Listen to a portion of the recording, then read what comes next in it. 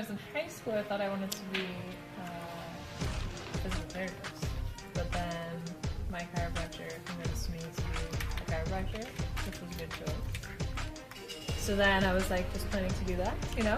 And then when I was in college, I got hurt when I was playing basketball, and so I ended up in the training room. And I thought, this is pretty cool. So then I did the athletic training thing, but was never intending to be a teacher.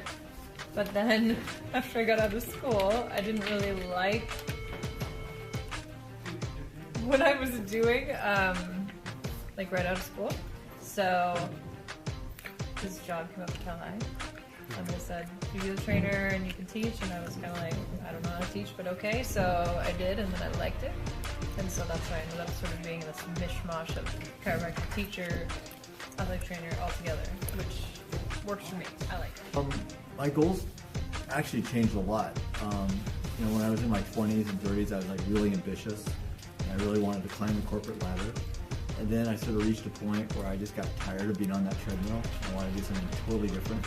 And I looked at something I was really passionate about, which was I really like math. And I remember I used to like working with kids. So I said, you know what, I'm just going to try the teaching gig. So I just got off the corporate treadmill and jumped into the teaching world, and I really like doing what I'm doing now. In high school, I was pretty absent-minded, somewhat nomadic. I didn't really have any specific goals. I just wanted to graduate. When I graduated is when I started, towards the end of senior year, I started to figure out that my skill set in drawing and illustration and design was probably my avenue to success. So I just took what I knew and enjoyed and pursued it. Well, I try and keep the set of things that I need to deal with at any given time to a fairly small number. So, if I have a bunch of stuff to do, I deal with, a few things a day. I set aside specific times when I'm dealing with stuff, and outside of that time I can do whatever I want, but during specific times a day I deal with the stuff that needs to be dealt with, and I don't worry about it when I'm not in that time period. So, I don't let it keep me up at night. I don't know, I have hobbies that are good at keeping me distracted and hang out with people as much as I can. I deal with stress two different ways. One is by driving. I love to drive my car. Okay. Just like on windy roads because it's a really fast car. And two is walking my dog and just getting outside and exercising. When I have stress, I tend to try to find ways to cope with it. So I like to take my dogs to the dog park or go on a walk or hang out with friends and just kind of make time for me and make time for the people I care about. How do I deal with stress? Well, I find the things that I like to do, and I do them when I get the chance to do them. So my work is full of stress. I don't have deadlines I can't necessarily meet and workloads that are more than I can handle, but I set activities to do after work that relieve that stress. So I find my hobbies and I pursue them actively all the time. I would say keep an open mind about what you want to do with your life. Don't necessarily think you have to go into whatever you were studying in college, but also try to pursue a career rather than muddle around to go to grad school.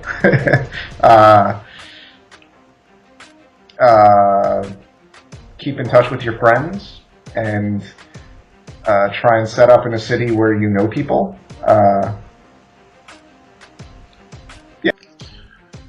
Don't narrow yourself into one position too early, too fast. I guess my experience has to do more with my major, my career. People tend to pick their job early and want to stick to that specific place because they know it well and they're comfortable. But if you branch out and you give yourself multiple opportunities, you'll meet more people, and you'll find more avenues to do what you want to do with more people you want to do it with and more locations that you haven't experienced. So don't narrow your experiences to something that's necessarily comfortable. Push yourself outside the box, and don't necessarily expect to get the job you want directly out of school. Be prepared to take jobs that you may think are beneath what you've majored in, but in the long run, they'll find an avenue towards your end career goals. When I face challenges, especially at work, what I try to do is kind of like take the time to think things out, take the time to really kind of examine a situation, apply any knowledge that I have that I might not have been thinking about, and really think about it critically. And then I tend to work a lot with people, so I like to talk things out with people. I like to work with my colleagues and try to figure out solutions to problems.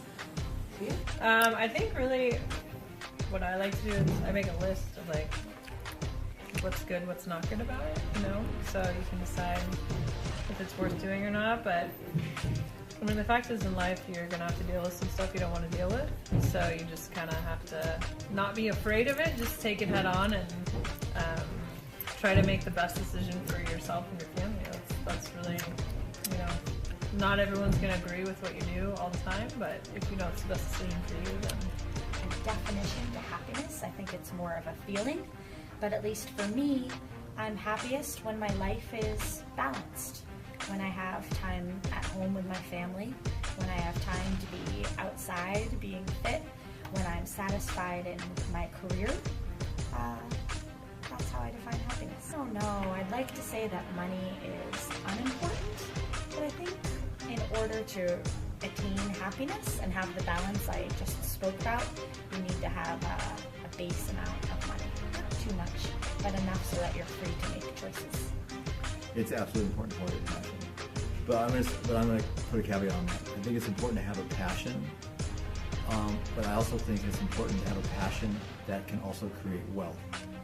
So for example, if I have a passion, I'd like to go and paint grasshoppers, right? I'm really passionate about that, and that's what gets me excited. But the opportunity to create wealth from painting grasshoppers is not so great. But I think it's really important to have a passion, but also to find a passion that has an opportunity to create wealth. It's important to follow your passion because it will make you a much happier person in life. When you do something you love, it doesn't feel like you're actually doing work. To follow your passion, because especially when choosing your career, because you spend more time at work than you do at home, or you spend more time at work than you do with your family. So you've got to be doing something that you actually really like doing, because otherwise your life will be miserable.